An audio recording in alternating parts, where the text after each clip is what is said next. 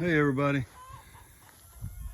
this is the second part of our chicken plucker, and if y'all remember, I told y'all that bolt right there was messed up. It's actually not messed up, it's a left-handed thread.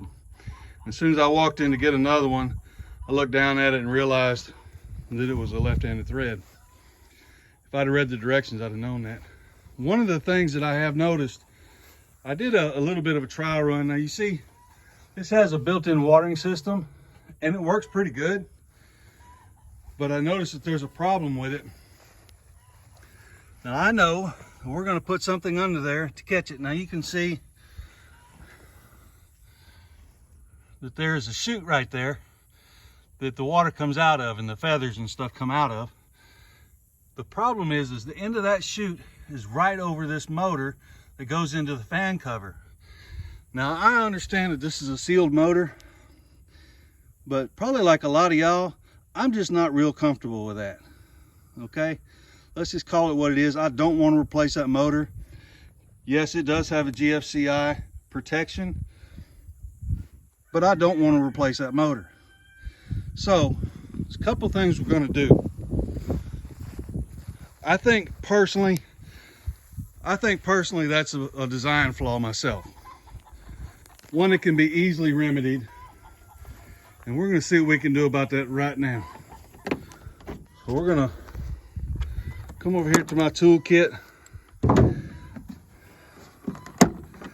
I like having these toolkits. Some people do, some people don't. Because inevitably, if I didn't, I'll make 100 trips back to the toolbox. Now, I'm going to do something here. It should not have anything to do with the warranty. It's going to be a very simple and easy piece of assurance. I work with water and pumps and such. I'm just going to make a slight bend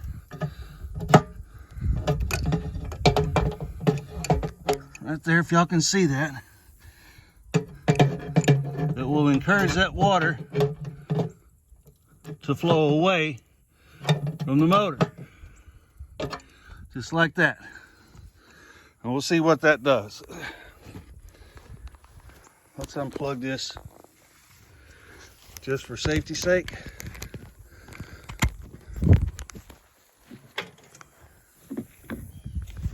We're going to turn the water back on and see if that runs away from the motor.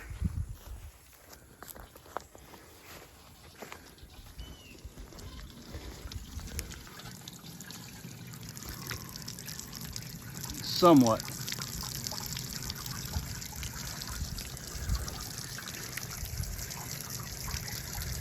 Not quite where I would like it yet, but it's better. So we'll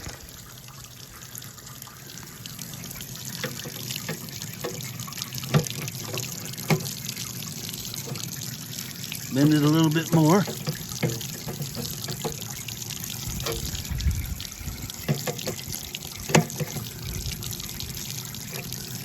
Because what we've got to do is be able to get a bucket between the two. Because now we're missing it.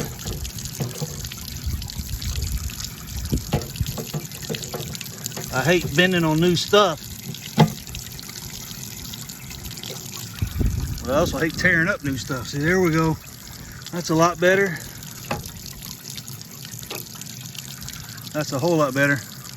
Now what I'm thinking is a dryer vent on there would stop all of that. But I'm a lot more comfortable with that. Now we're going to take our bucket, our high-tech feather recovery device, i.e. bucket, and put it under there like that, and raise up one side of it. It's not quite enough. That's going to be too much. Well, of course it is. As you see, problem solved. We just need to put this under there. This may be exactly what the doctor ordered. Look at that. Put this on this side. Put that under there, just like so. What do you think about that? Now we'll plug it in and we can turn it on. So I see we're leaking right there. That's not a big deal. Not too worried about that. See if we can do this with one hand. What do y'all think? Is he going to be able to do it? Here it is.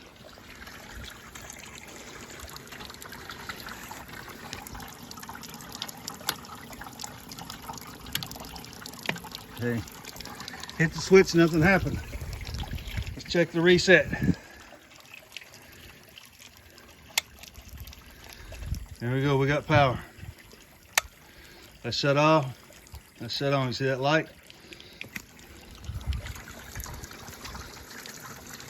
I know some people cut those off. Hey, I highly suggest you don't do that. They're there for a reason. There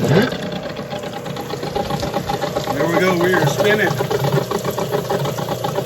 Water's going in there. What I'm going to do is add a splitter right here where the hose goes in, and I can have a water hose also in case I need it. Feathers will go into there. There's holes for the water to drain out, feathers to stay. That's the idea anyway. Feathers go in right there.